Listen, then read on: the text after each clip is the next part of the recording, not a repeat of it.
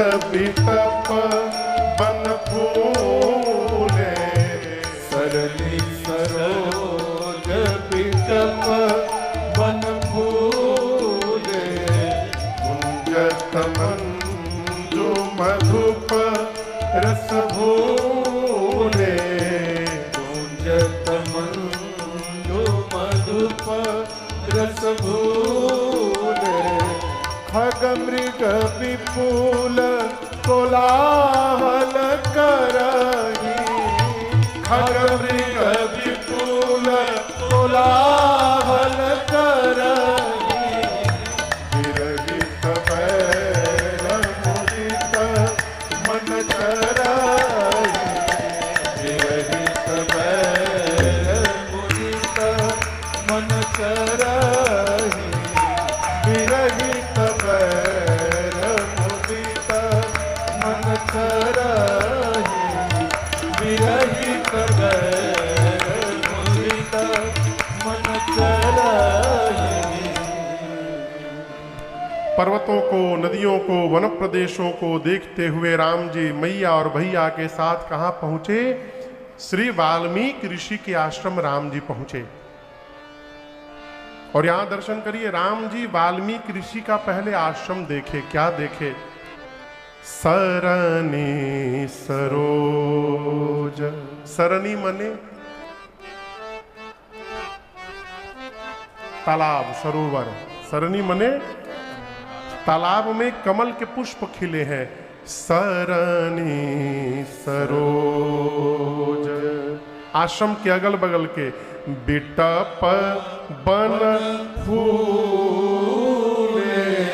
आश्रम के चारों तरफ जो पौधे हैं, झाड़ हैं, पुष्पों से लदे हुए हैं। सरोवर में कमल का पुष्प खिला हुआ है। उन पुष्पों पर भंवरे आकर गुंजायमान हो रहे हैं। गुंजत मंजु मधुप रस फूले। भ्रमर गीत हो रहा है। आश्रम के निकट रहने वाले पशु आपसी बैर को समाप्त कर चुके हैं। विरहित बैर मुदित मन चरही खग मृग विपुल कोलाहल करही। देखिए, जहां पर भक्ति प्रारंभ हो जाए, जहां पर प्रेम प्रारंभ हो जाए, वहां से बैर धीरे धीरे समाप्त हो जाता है। हम लोग एक स्थान पर गए थे दर्शन करने, गुजरात में। वो जंगल के ऊपर पहाड़ पर मंदिर है एक। वहां जाकर पता चला शाम को जब आरती होती है तो भालू आते हैं प्रसाद लेने। नित्य लोग खड़े रहते हैं वहां आरती में, नीचे भालू भी आके खड़े होते हैं। पूजा के बाद पुजारी जी भालुओं को प्रसाद डालते हैं मुख में। अब वो सिर ऐसे झुकाकर प्रणाम करके फिर चले जाते हैं जंगल के भीतर। ये क्या है? विरहित बैर मुदित मन चरही। देखिए, जहां जिसके बैर मन में होता है, मन में होता है तो व्यवहार में दिखाई पड़ता है। जो टीका लगाकर भी बैर में लगा हुआ है, बैर माने समझ रहे हैं? आपसी बैर, अपनों के प्रति बैर, उनके उत्थान को देख करके बैर, वो भगत हो ही नहीं सकता। विरहित बैर मुदित मन चरही। सुंदर आश्रम को देखकर राम जी प्रसन्न हुए। सुचि सुंदर आश्रम निरखी हर से राजीव नयन। सुनि रघुबर आगमन मुनि आगे आयो आगे आयो ले। कि सादर आयो ले, आगे आयो ले। वाल्मीकि ऋषि आश्रम के भीतर थे, कुटिया के अंदर। राम जी आश्रम के बाहर आए। सेवकों ने जाकर वाल्मीकि ऋषि से कहा, प्रभु राम जी आ गए। वाल्मीकि ऋषि सुने तो आश्रम से बाहर दौड़े। वाल्मीकि ऋषि को देखकर राम लक्ष्मण जी दौड़े और जाकर राम जी ने मुनि कहु राम दंडवत कीन्हा। मुनि कहु राम दंडवत कीन्हा। अब आशीर्वाद विप्रवर देहा। आशीर्वाद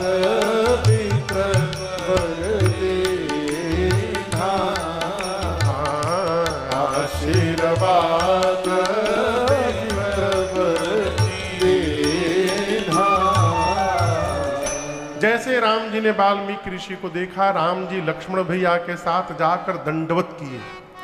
मुनि कहु राम दंडवत कीन्हा। सीता मैया ने दंडवत नहीं किया। माताओं को दंडवत नहीं करना चाहिए। मैं निवेदन करूं, पांव भी न छुइए। दूर से, विशेष रूप से बेटियों को, कितनों बड़ के महात्मा कहे न हो जाए, बेटियों को किसी का पांव स्पर्श नहीं करना चाहिए। मर्यादा है। दूर से खड़े होकर हाथ जोड़कर सिर झुका के प्रणाम करिए। लेकिन माई लोग मानत कहाँ है, जब तक खोपड़ी ना रगड़ जाए। एक जगह हम भैया प्रणाम करत करत माता जी लोग हमार धोती के नीचे वाला कोर लाल कर दी। हम डर के मारे धोती घरे नहीं लेके गए।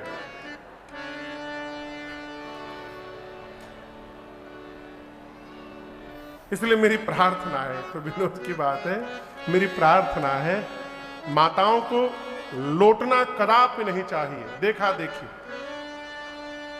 दूर से कोई भी महात्मा हो, सिर झुका करके ऐसे प्रणाम करिए।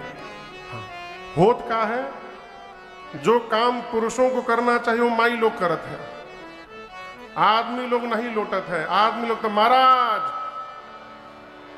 हो ही गया कहो। अरे एक तो आदमी अभी 1 साल पहले हमार पेटवे पकड़ के प्रणाम कर लिया, पेटवा छू के। हमके कहा पेटवे आशीर्वाद दी, पेट आशीर्वाद दी तो मुश्किल में पड़ जीवा।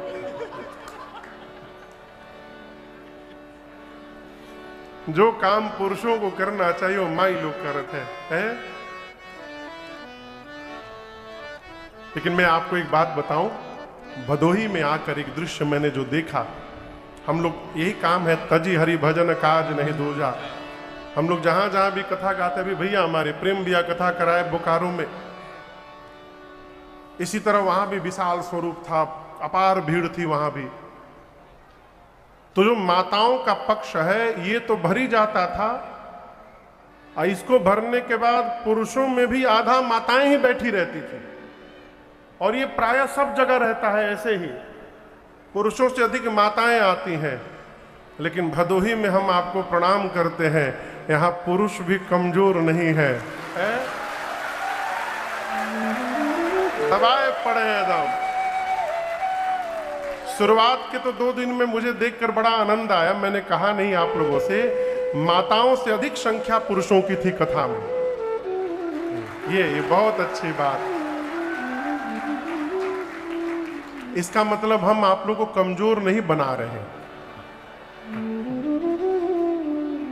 राम जी ने श्री वाल्मीकि ऋषि के चरणों में दंडवत किया है। मुनि काहू राम दंडवत कीन्हा। 2 दिन पहले आपसे कहा था, मैंने निवेदन किया था कथा के प्रसंग में, सामने वाला हमें क्या समझ रहा है समझने दीजिए, अपने को देखिए हम कहाँ हैं। राम जी जानते हैं कि वाल्मीकि ऋषि ये भी जानते हैं कि मैं भगवान हूं, लेकिन उसके बाद भी राम जी ने मुनि स्वरूप का दर्शन करके दंडवत किया। अस्तु वाल्मीकि ऋषि ने आशीर्वाद दिया राम जी को, लेकर गए आश्रम में, कंदमूल फल ला कर दिया। सिय सौमित्र राम फल खाए, पहले मां खाई, फिर लक्ष्मण जी खाए, फिर राम जी खाए। उसके बाद वाल्मीकि जी ने राम जी को और मां के लिए थोड़ा विश्राम करने के लिए स्थान प्रदान किया। मैया के साथ प्रभु थोड़ी देर विश्राम करते हैं। विश्राम करने के बाद राम जी उठे और वाल्मीकि ऋषि के पास जाकर के बैठ गए। अब यहां से राम जी और वाल्मीकि ऋषि जी के बीच में वार्ता प्रारंभ होती है। वाल्मीकि ऋषि ने कहा, राम आप वन में क्यों आए हैं? राम जी ने कहा, मुनिवर तुम त्रिकाल दर्शे मुनि नाथा,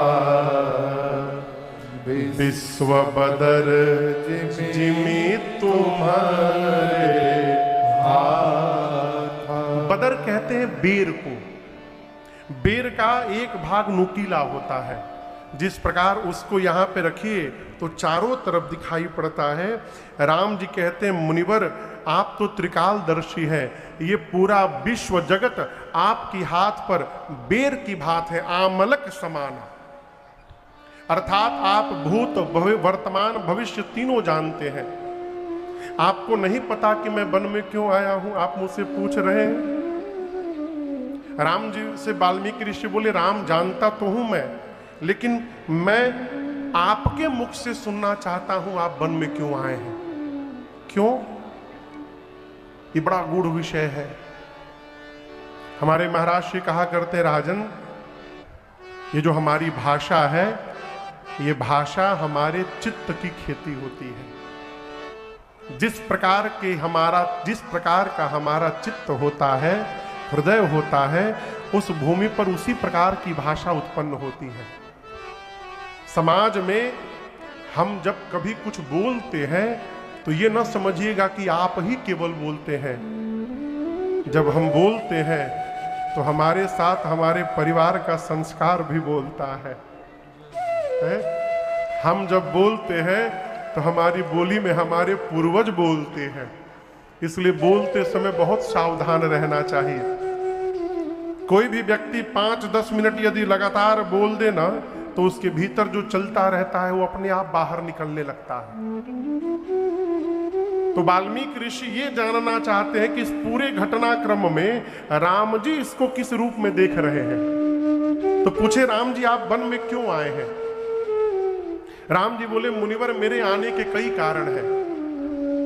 वाल्मीकि ऋषि ने कहा एक दो हमको बता दीजिए। राम जी कहते हैं तात बचन पुनिमा तुहित भाई भरत अस मो कहूँ दरस तुम्हार प्रभु सब मम पुण्य प्रभा। राम जी कहते प्रभु मेरे वन में आने का सबसे पहला कारण है पिताजी के वचन की रक्षा करने के लिए, तात वचन। दूसरा कारण है मेरी माँ का हित हो जाए, माँ तो हित। तीसरा कारण है मेरा भरत राजा बन जाए। चौथा कारण है अयोध्या की प्रजा को भरत जैसा साधु राजा मिल जाए। देखिए ना, मेरी माँ कैकेयी ने सबका भला कर दिया मुनिवर। वाल्मीकि ऋषि बोले सबका भला तो हो गया राम जी, लेकिन आपका, आप तो वन में दर दर भटक रहे हैं, आपका क्या हुआ। राम जी बोले मेरी माँ ने जितना भला मेरा किया है उतना भला किसी का नहीं किया मुनिवर। यदि मैं वन में नहीं आता तो आज राम को आपके श्री चरणों का दर्शन कैसे प्राप्त होता मुनिवर। यही मेरे जीवन का सौभाग्य है। मो कहूँ दरस तुम्हार प्रभु सब मम पुण्य प्रभा। ये प्रसंग कहता है कि जिस जीवन के किसी भी परिस्थिति को यदि हम सकारात्मक रूप में देखने का स्वभाव बना ले तो हमको कभी दुख हो ही नहीं सकता। बतिया समझ रहे हैं आप? इसलिए हर परिस्थिति को सकारात्मक रूप में लीजिए, कभी दुख नहीं होगा, हमेशा आनंद में बने रहेंगे। राम जी कहते मुनिवर अब जह राउर आयस होई, आप जो आज्ञा देंगे वहीं पर मैं कुटिया बनाकर कुछ दिन रहना चाहता हूं, लेकिन आपसे निवेदन है ऐसा स्थान बताइएगा जहां मेरे रहने से किसी मुनि को कष्ट ना हो। जंगल में तो मुनि लोग रहेंगे ना, तो राम जी बोले हमको भी जंगल में ही रहना, तो किसी मुनि को कष्ट ना हो जाए ऐसा स्थान बताइएगा। राम जी ऐसा क्यों बोले? राम जी को लगा हम रहने के लिए स्थान पूछ रहे हैं, कहीं वाल्मीकि ऋषि आपन कोनो चेला की कुटिया खाली करा दे, आप उनके साथ शेयर करके रहिए, अब इस कुटिया में राम जी रहेंगे। तो गुरु जी के कहने से चेला महाराज तो कुटिया खाली कर देंगे, लेकिन मन मन भुनभुनाएंगे। भुनभुनाना समझ रहे हैं? हाँ, मन ही मन भुनभुनाएंगे, कहां से आ गए, हमार घर लेके चले गए। तो राम जी कहते हैं इतना भी किसी मुनि को कष्ट न हो मुनिवर। क्यों?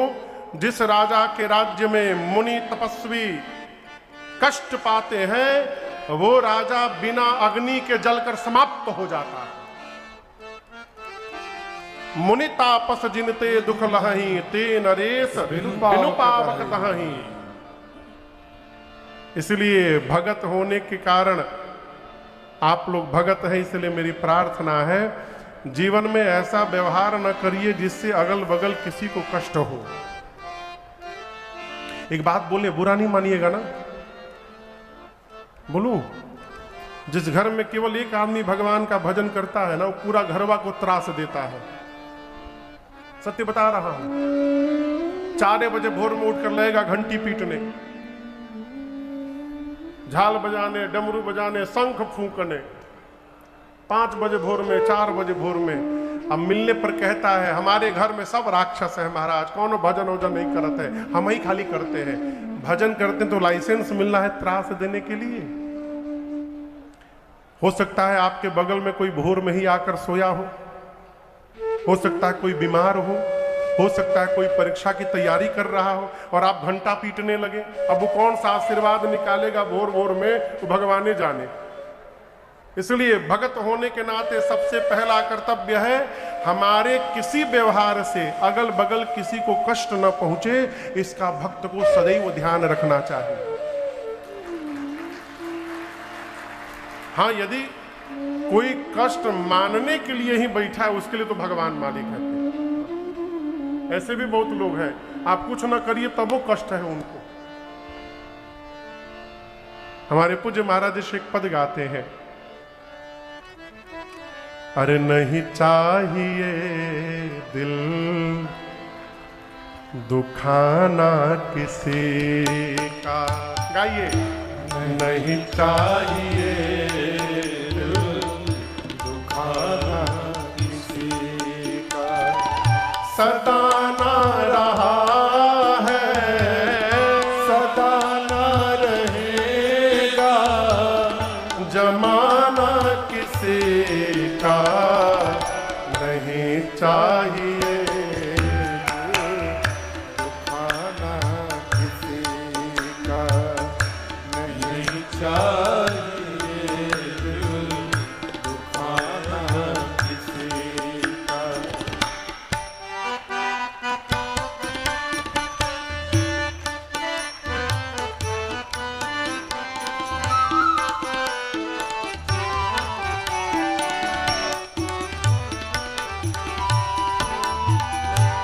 आएगा बुलावा तो जाना पड़ेगा, सर तुझको आखिर में झुकाना पड़ेगा।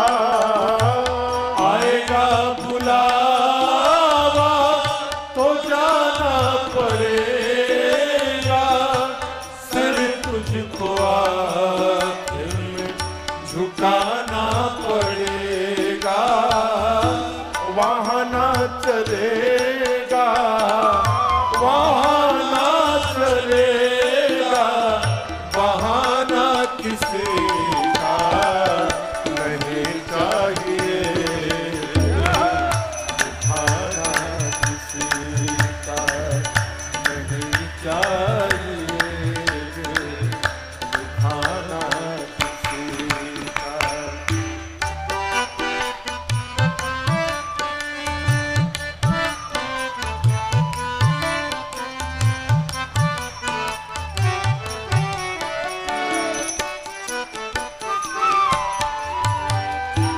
शोहरत तुम्हारी बह जाएगी, ये दौलत यहीं पर रह जाएगी। ये शोहरत तुम्हारी बह जाएगी, ये दौलत यहीं पर रह जाएगी। साथ जाता, नहीं साथ जाता, खजाना किसे का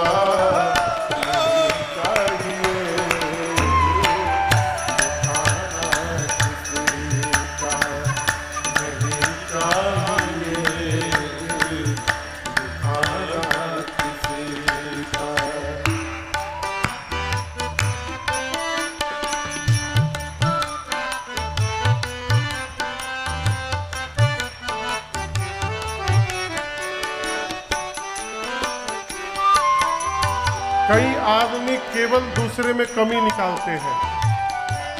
टेंडर मिला है क्या इसका है?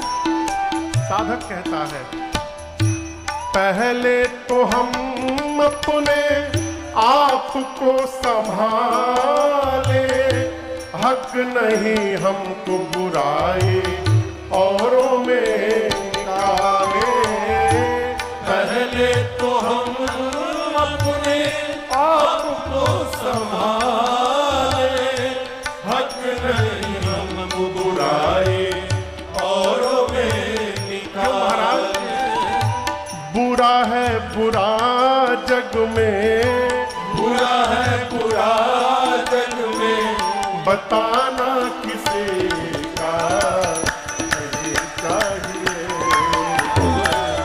दिखाना किसी का नहीं चाहिए, दिखाना किसी का सदा ना रहा है, सदा ना रहेगा, जमाना किसी का नहीं चाहिए, दिखाना किसी का नहीं चाहिए, दिखाना किसी का, दिखाना किसी का, दिखाना किसी का।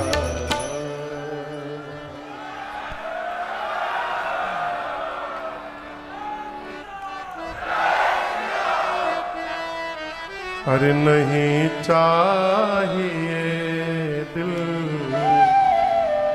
दुखाना किसी का। राम जी कहते हैं ऐसा स्थान बताइएगा जहां मेरे रहने से किसी को कष्ट न हो। बास करो कछु काल कृपाला, तह रचि रुचिर परम त्रिनसाला, परन त्रिनसाला। परन परम नहीं है, परन परन यानी पर्ण कुटी। आप कहिएगा जहां पर वहां पर हाथ से पर्ण कुटी बनाकर कुछ दिन मैं विश्राम करना चाहता हूं। राम जी की बात सुनते वाल्मीकि ऋषि के मुख से निकला साधु वचन, साधु वचन, साधु वचन, साधु साधु बोले मुनि ज्ञानी। राम जी आप ऐसा नहीं कहेंगे तो कौन कहेगा, लेकिन आप कहिए आपके रहने से किसी को कष्ट होगा भला? मैं आपको जानता नहीं हूं कि आप कौन है। वाल्मीकि जी की बात सुनकर राम जी बोले आप मुझे जानते हैं। वाल्मीकि ऋषि बोले केवल आपको नहीं जानते राम जी, हम सीता जी और लक्ष्मण जी को भी जानते हैं ये कौन है। राम जी बोले कौन है? वाल्मीकि ऋषि कहते हैं आप श्रुति से तु पालक राम तुम, जगदीश माया जानकी, श्रुति से तु पालक राम तुम, जगदीश माया जानती, जो सृजति जग पालती हरती, रुख पाई कृपा निधान की, जो सृजति जग पालती दुख पाई कृपा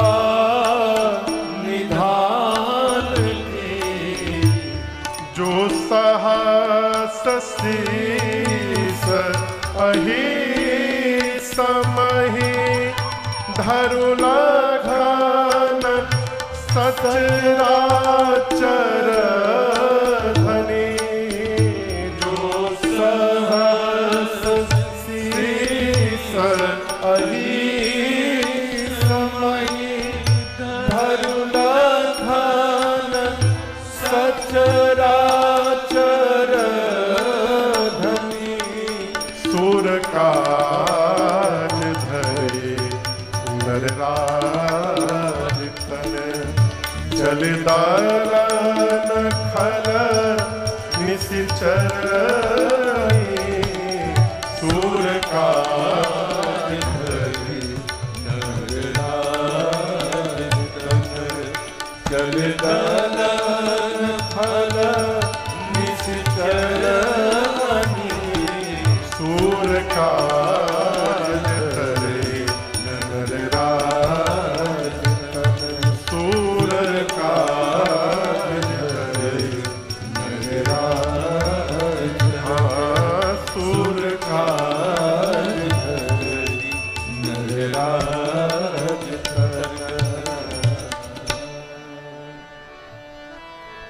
वाल्मीकि ऋषि कहते राम जी आप श्रुति से तो श्रुति यानी वेद, आप वेद की मर्यादा रूपी पुल के आप पालक हैं, मर्यादा के वेद की मर्यादा के आप रक्षक हैं। क्यों? राम तुम जगदीश, हे राम जी आप जगदीश हैं। और आपकी जो माया सीता जी है माया जानकी, ये सीता जी आपकी माया है। और राम जी मैं भी जानता हूं ये सीता जी ही आपके रूप को देखकर इस सृष्टि को जन्म देती हैं, पालन करती हैं और उसका विलय करती हैं। ये जो आपके भाई साहब हैं सहस्त्र शीर्ष वाले शेष नारायण के अवतार हैं लक्ष्मण जी। और मैं ये भी जानता हूं आप तीनों मनुष्य का रूप धारण करके धरती पर दानवों का दमन करने के लिए आप तीनों मनुष्य रूप में लीला करने यहां आए हैं। राम जी मैं आप लोग के बारे में सब जानता हूं। राम जी बोले आप तो सब जानते हैं। अब ये बात बड़ी अद्भुत। वाल्मीकि ऋषि कहते प्रभु जग पेखन, पेखन मने पेखन, पेखन पेखन मने दृश्य, पेखन मने दृश्य। ये जगत क्या है? एक दृश्य है। जग पेखन तुम देखनिहारे। प्रभु ये जगत दृश्य है और आप ही उस दृश्य को देखने वाले हैं। और आप के ही इशारा पर विधि हरि शंभु नचावनिहार। आप ही ब्रह्मा विष्णु और शंकर जी को नचाते हैं राम जी आप। और मैं एक बात कहूं, जिन ब्रह्मा शंकर विष्णु को आप नचाते हैं तेऊ न जाने मरम तुम्हारा। वो ब्रह्मा विष्णु महेश भी राम जी आपके मर्म को नहीं जानते। तेऊ न जाने मरम तुम्हारा। अब ये सुन के लक्ष्मण जी और बेचैन हो गए, कहें भैया अब हमको बोलने दीजिए। 3 दिन पहले वो केवट मिले थे, कही रहे थे मरम जान गए। आज ही बाबा जी मिले कही रहे मरम जान गए। जो मिल रहा हमसे मेरे सामने कही रहा मरम जान गए। हम बचपन से आपके साथ जन्मे हैं, आज तक हम कुछ नहीं जान पाए ये चल क्या रहा है। राम जी बोले वाल्मीकि लक्ष्मण जी से इनसे ही सीधे पूछिए ये कैसे जान गए। लक्ष्मण जी बोले आप कैसे मरम जान गए। वाल्मीकि जी बोले ये बात बड़ी अद्भुत है। देखिए मैं आपसे बड़ी गंभीरता से एक बात कहने जा रहा हूं, बुरा लगे तो क्षमा करिएगा। जो भी व्यक्ति, यदि कोई व्यक्ति आपसे कही रहा है महापुरुष महात्मा को छोड़ करके, यदि कोई व्यक्ति कोई संस्था, आजकल बहुत संस्थाएं ऐसी खुल गई हैं जो कहती हैं आओ हमको ज्वाइन कर लीजिए, 5,000 रुपया महीना फीस है, आइए हम ध्यान लगवा देंगे। बहुत सारी संस्थाएं हैं, ध्यान लगा दे, वहां जाते ध्यान लग जाता है। हमारे कलकत्ता में एक परिचित है, जब मैं अपनी फैक्ट्री संभालता था, अपना बिजनेस देखता था, तो उस समय एक हमारे पार्टी थे, उनसे मेरा लेन देन होता था, सप्लाई होता था। तो मैं उनके यहाँ ऑफिस में कभी कभी जाता था, मैं नाम नहीं लूंगा उनका, हो सकता कहीं सुन ले वो। तो मैं उनके ऑफिस में कभी जाता था तो हमको बहुत प्रेम करते थे, बिठा लेते थे और खूब बतियाते थे। अब मैं सुनता रहता था, उनको बोलने की बीमारी थी, मैं चुपचाप सुनता रहता था। तो उस समय उनका वजन कम से कम 150 किलो का था, इतने मोटे थे, भयंकर। तो हमसे बोलते थे, राजन जानते हो, सुबह हम ध्यान में बैठे थे राजन, ध्यान लगा हमको, ध्यान लगते हम अचानक आंख खुला तो हम देखे धरती से 1 फुट ऊपर उठ गए हैं। अब मैं जब वो बोलते थे तो उनका साइज देखता था, बोले इतना भारी आदमी 1 फुट कैसे उठ गया होगा हवा में बिना कोनो लिफ्ट के। तब मुझे इतनी जानकारी कुछ थी नहीं, मैं मान लेता था हाँ सही में ध्यान लगता होगा तो ऊपर उठ, हल्के होके ऊपर उठ जाते होंगे। फिर एक दिन मैं बोलने वाला था कि अंकल ज्यादा ध्यान न करिए, क्योंकि ध्यान करते आप हल्के हो जा रहे हैं, ऊपर उठ जा रहे हैं, कहीं इतना हल्का ना हो जाए कि सीधे ऊपरे चले जाइए। लेकिन हम बोले नहीं, हम चुप रह गए। लेकिन अब समझ में आ रहा है कि कौन किसको कितना ध्यान लग रहा है। ध्यान को रसगुल्ला न समझिए कि गए बाजार से खरीद के लाए, खा लिए, ध्यान लग जाएगा। आदमी अखियां बंद करके बैठ जाने को लगता है ध्यान लग गया है, ध्यान लगा लिया, हम ध्यान लगा लिए।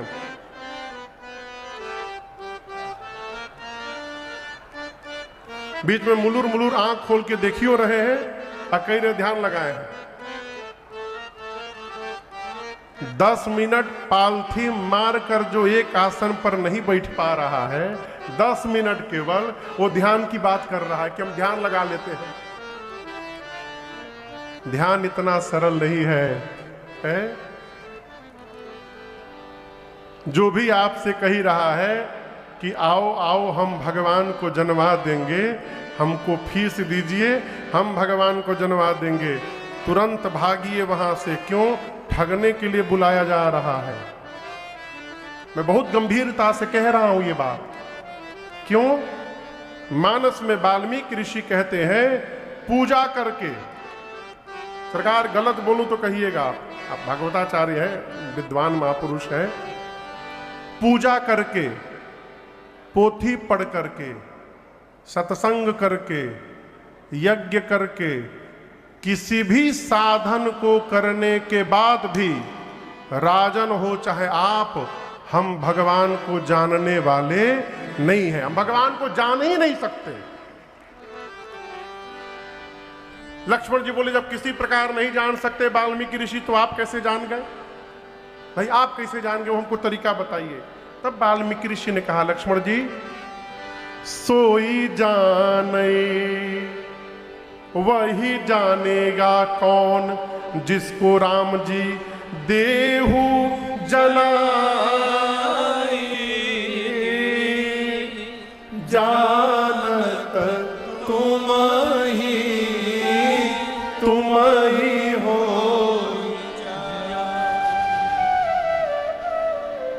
देखिए क्या है, जानत देख के पढ़ा, जानत तुम ही हो जाए। हाँ, जानत ही और ई का अंतर है। जानत तुम ही हो जाए, ही और ई में बड़ा अंतर है। वाल्मीकि ऋषि कहते हैं प्रभु सोई जान नहीं वही आपको जानेगा कौन, जही देहु जनाई। राम जी आप जिसको अपने बारे में जनवाना चाहेंगे वो भले LLPP हो।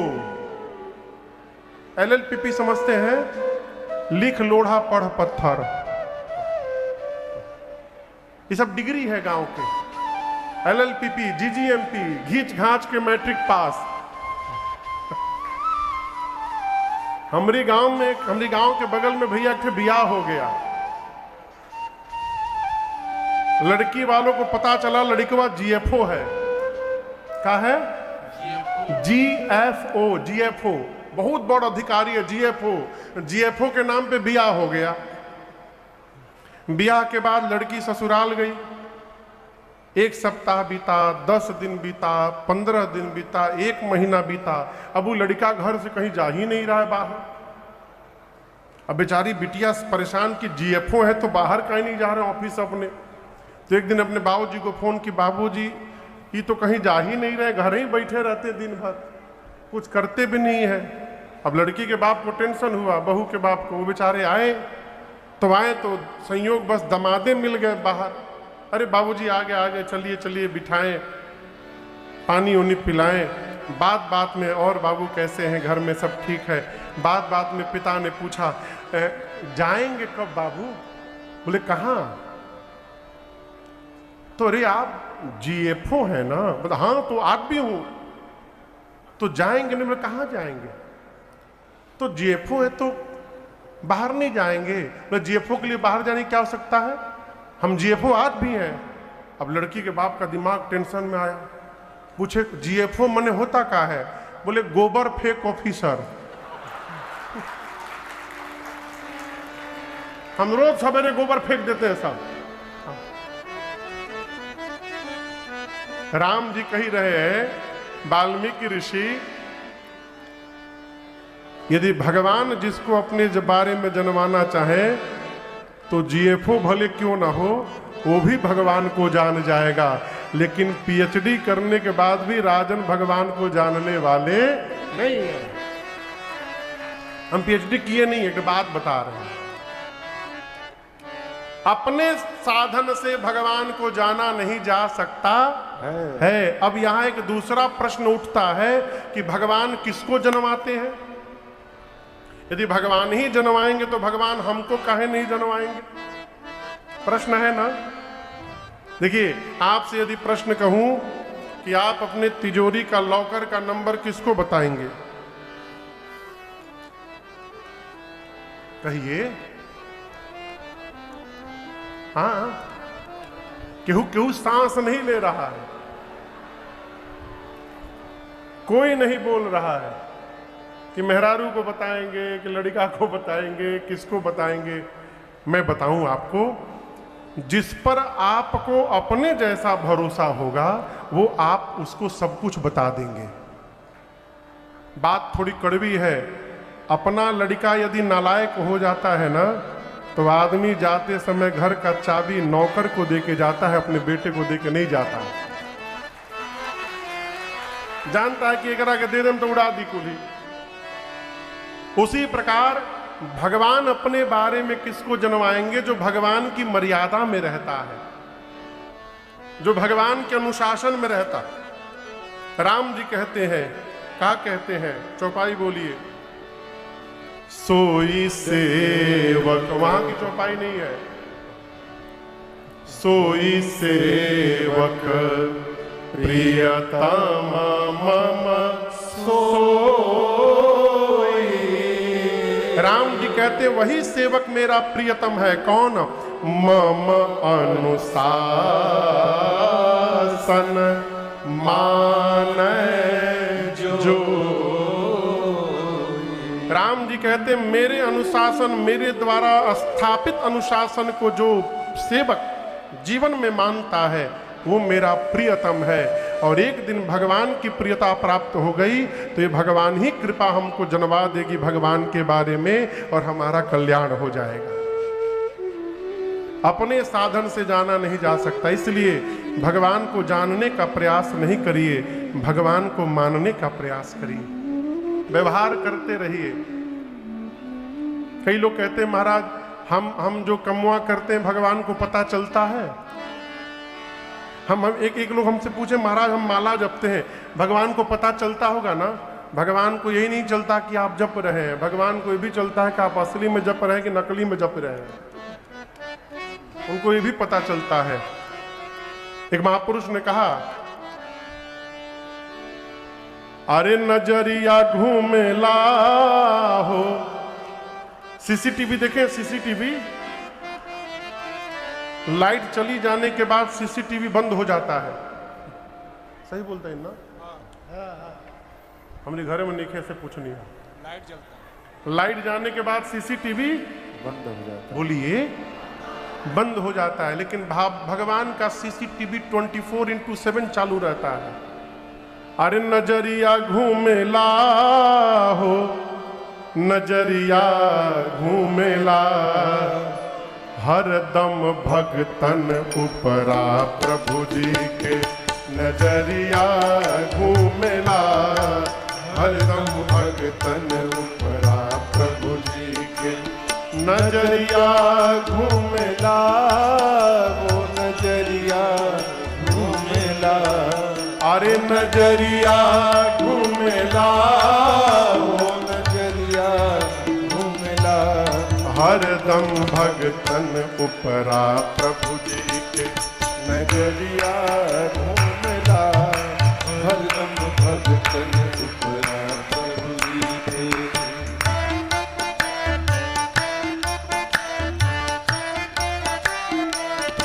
एक आपको सत्य घटना सुना रहा हूं। एक कुम्हार थे, कुम्हार, यहाँ भदोही में कुम्हारे न बोल जाते हैं, माटी के बर्तन बनाते थे, मटका बनाते थे, मटका।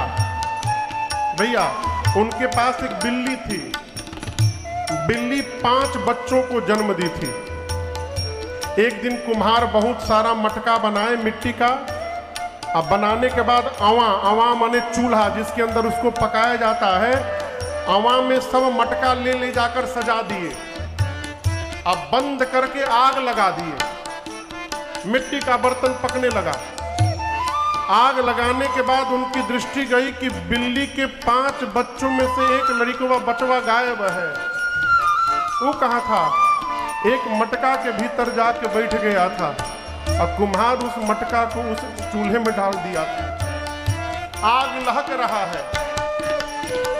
जिसको हरा अवा के अंदर पक गया बर्तन कच्चा, जिसको हरा अवा के अंदर पक गया बर्तन कच्चा, उसी अवा हाड़ी के भीतर रहा बिल्ली का बच्चा, उसी अवा हाड़ी के भीतर रहा बिल्ली का बच्चा, उसी अवाहाड़ी के भीतर रहा बिल्ली का बच्चा। कुम्हार आग बुझाया, बुझा कर देखा वो बिल्ली का बच्चा निकला। देखबा औआ उपरा कोहरा के बिलरिया घूमेला, देखबा औआ उपरा कोहरा के बिलरिया घूमेला, वो नजरिया घूमेला, ओ बिलरिया घूमेला, वो नजरिया घूमेला, हरदम भगतन उपरा प्रभु जी के नजरिया घूमेला, हरदम भगतन उपरा प्रभु जी के।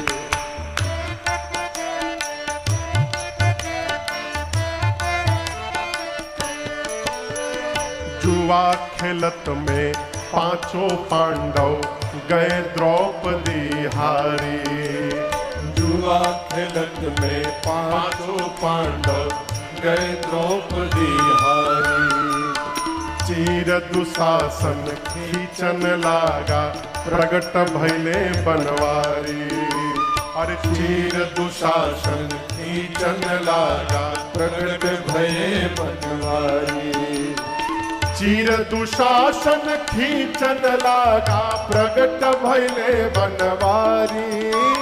चीर दुशासन खींचन लागा प्रगट भये बनवारी। देखबा सभवा उपरा द्रौपदी के चुनरिया घूमेला, देखबा सभवा उपरा द्रौपदी के चुनरिया घूमेला, ओ नजरिया घूमेला, ओ चुनरिया घूमेला, ओ नजरिया घूमेला, हरदम भगतन उपरा प्रभु जी के नजरिया घूमेला, हरदम भगतन उपरा